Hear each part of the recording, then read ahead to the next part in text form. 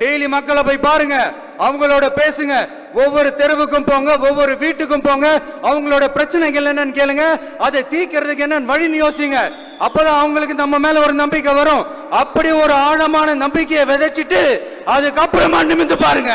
ஒவ்வொரு வீட்டோட உச்சிலையும் தமிழக வெற்றி கழகத்தோட இரட்டை போர் யானை வாகை மலர் கொடி தானா பறக்கும், தானா பறக்கும்.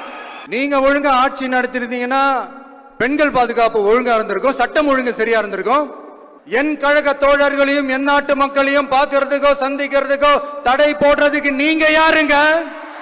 அதையும் மீறி தடுக்கணும்னு நினைச்சீங்கன்னா சாதாரணமா இருக்கிற காத்து சூறாவளியா மாறும், ஏன் சக்தி மிக்க புயலா கூட மாறும். தடையை மீறிய மக்களை பார்க்கணும்னு முடிவு பண்ணிட்டா போயே தீருவேன். சட்டத்தை மதிக்கணும்ன்ற ஒரே காரணத்துக்காக தான் அமைதியா இருக்கிறேன். நேத்து வந்தவெல்லாம் முதலமைச்சர் ஆகணும்னு கனவு காண்றான்னு சொல்றீங்க, அது நடக்கவே நடக்காதுன்னு சொல்றீங்க. அப்படியே எந்த கட்சிக்கும் இல்லாத நெருக்கடியை தமிழக வெற்றி கழகத்துக்கு மட்டும் போட்டுக்கிட்டே இருக்கிறீங்க.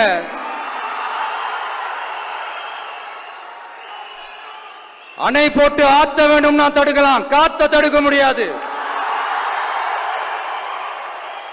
அதையும் மீறி தடுக்கணும்னு நினைச்சீங்கன்னா சாதாரணமா இருக்கிற காத்து சூறாவளியா மாறும், ஏன் சக்தி மிக்க புயலா கூட மாறும். எனது அருமை தமிழக வெற்றி கழக தோழர்களே, நான் மாநாட்டில் ஒரு விஷயத்தை ரொம்ப வலியுறுத்தி சொன்னேன், அதே தான் இங்க நான் திரும்பவும் ரிப்பீட் பண்றேன். இந்த மண் பிளவுவாத சக்திகளுக்கு எதிரான மண், சகோதரத்துவ மண், சமய நல்லிணக்கத்தை பேணும் சமூக நீதிக்கான மண். இதை நம்ம பாதுகாத்தே தீரணும். உங்க எல்லாரையும் வேண்டி வேண்டி கேட்டுக்கிறேன். தமிழ்நாட்டிலிருந்து பல பகுதிகளிலிருந்து வர செய்திகள்லாம் கேட்கும் போது மன உளைச்சலையும் மன வேதனையும் தரதாகவே இருக்கு. சட்டம் ஒழுங்குன்னு ஒன்று இருக்கிறதாவே தெரியல. அதுக்கெல்லாம் இந்த கரப்ஷன் கபடதாரிகள் கவர்மெண்ட் தான் காரணம். இந்த நிலைமை மாறணும். அதுக்கு இருக்கிற ஒரே வழி, இங்க உண்மையான மக்களாட்சி மலரணும். அது வரணும்னா இவங்களை மாத்தணும்.